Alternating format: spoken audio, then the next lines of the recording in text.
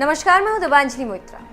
भारत ने उत्तराखंड में एक सड़क बनाई। ये सड़क मानसरोवर तक जाती और इसी सड़क को लेकर भारत और नेपाल के बीच काफी तनातनी चल रही है।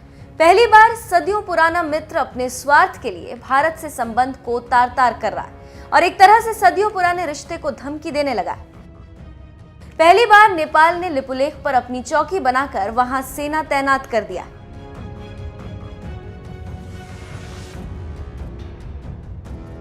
तो आज हम बता रहे हैं कि नेपाल सेना की ताकत कितनी।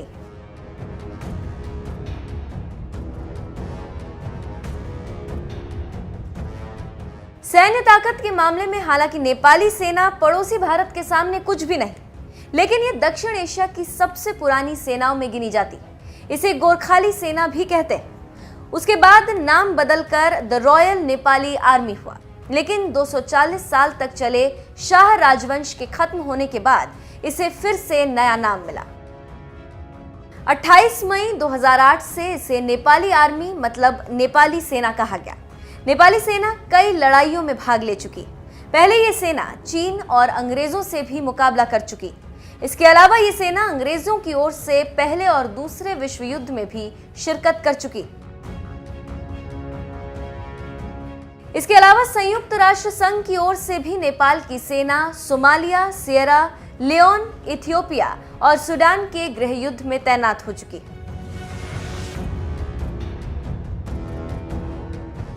नेपाली सेना का मुख्यालय भद्रकाली काठमांडू में। इस समय जनरल पूर्ण चंद्र थापा इसके प्रमुख हैं। किसी भी सेना की ताकत आंकने का सबसे पहला तरीका उसका बजट होता है। तो हम सबसे पहले नेपाली सेना के बजट की चर्चा करेंगे। सेना पर कितना खर्च? साल 2004 में नेपाल ने अपनी सेना पर 99.2 मिलियन डॉलर का खर्च किया था, जो उनकी जीडीपी का 1.5% था। हालांकि इसके बाद सेना पर उनका खर्च लगातार बढ़ता गया। कई खबरों के मुताबिक नेपाली सेना का खर्च 2017 में 405 मिलियन डॉलर तक पहुंच गया। हालांकि 2018 में इसे कुछ कम करके 397 मिलियन डॉलर कर दिया गया। अब हम बताते हैं कि नेपाली सेना की ताकत कितनी। नेपाली सेना की ताकत। नेपाली आर्मी में करीब 1 लाख इन्फेंट्री जवान और वायु सैनिक हैं। 2018 में हिमालय टाइम्स में छपी खबर के मुताबिक नेपाली आर्मी की सैन्य क्षमता 96,000 सैनिकों की। वहीं काठमांडू के एक और प्रमुख समाचार पत्र ने इस क्षमता को 92,000 बताया था। कौन होता है सर्वोच्च कमांडर? नेपाली सेना का सर्वोच्च कमांडर देश का राष्ट्रपति होता है। साल 2006 तक नेपाल के राजा सेना के सभी अंगों के प्रमुख हुआ करते थे, लेकिन राजशाही खत्म होने के बाद और नेपाल में संविधान बनने के बाद अब राष्ट्रपति में सारी शक्तियां समाहित होती। नेपाल में एक नेशनल डिफेंस काउंसिल है जो वहां की सेना के कामकाज और नीतियों को तय करती। इसमें प्रधानमंत्री, रक्षा मंत्री, सेनाध्यक्ष, विदेश मंत्री, वित्त मंत्री, गृह मंत्री और चीफ सेक्रेटरी होते हैं। कितने डिवीजन हैं? नेपाली सेना में 8 डिविजन्स हैं। नेपाल में 7 राज्य हैं। हर डिवीजन अलग अलग इन राज्यों में और एक काठमांडू वैली में तैनात है। इसके अलावा सेना की 7 स्वतंत्र इकाइयां भी हैं। सेना का मुख्य काम। दूसरे देशों की सेनाओं की तरह नेपाली सेना का मुख्य काम भी देश की सीमाओं की रक्षा, संप्रभुता और नेपाल की स्वतंत्रता को बरकरार रखना है। इसके अलावा उनकी दूसरी भूमिका नेपाल की सरकार की आंतरिक सुरक्षा में मदद करना है। ये सेना संयुक्त राष्ट्र संघ के तमाम शांति अभियानों में भी शिरकत करती।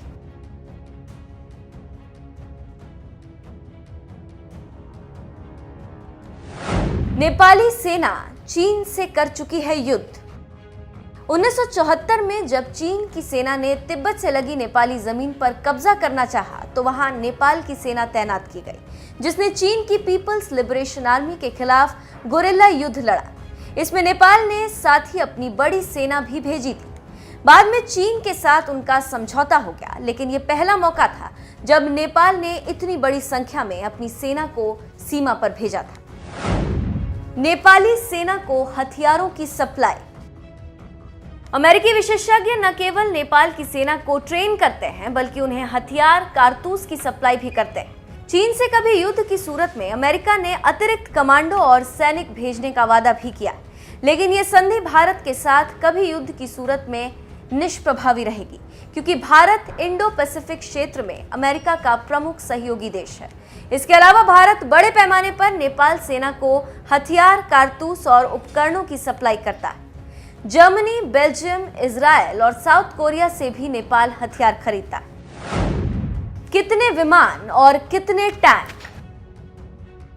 दुनिया के देशों की सैन्य क्षमता के बारे में बताने वाली वेबसाइट ग्लोबल फायर पावर की माने तो नेपाल के पास कोई फाइटर प्लेन नहीं। उसकी वायुसेना के पास 13 हेलीकॉप्टर हैं और 3 मालवाहक विमान। वहीं पैदल सेना के पास 214 सैन्य बख्तरबंद गाड़ियां। नेपाली सेना के पास कोई टैंक नहीं। नेपाल के पास अपनी कोई नौसेना नहीं, क्योंकि नेपाल के पास समुद्र ही नहीं।